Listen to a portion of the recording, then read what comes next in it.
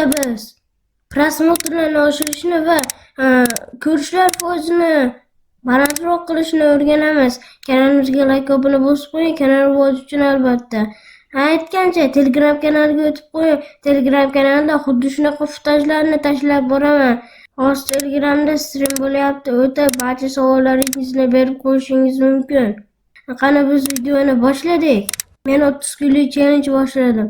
Bunda men 30 kun davomida har kuni video qo'yaman YouTube'ga va 30 kunda nechta obunachi kelishini sinab ko'raman. Demak, birinchi kun. Hech o'ylab ko'rganmisiz? Sizning tomoshabinlaringiz boshlang'ich 10 soniyada chiqib ketadi. Buni sababi nimada bilasizmi? Siz boshlang'ich 10 soniyani qiziqroq qilishingiz kerak. Shunda sizni tomosha qilayotgan insonlar videoni davomi ham qiziqarli deb videoni oxirigacha ko'rib ketishadi.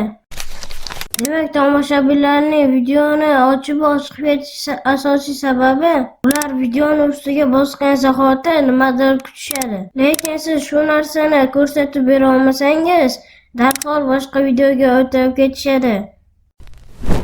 Sizga preview kerakmi? Unda bizga murojaat qiling. Previewlarni eng zo'rlaridan yasab berishimiz mumkin. Telegramga o'tib qo'ying.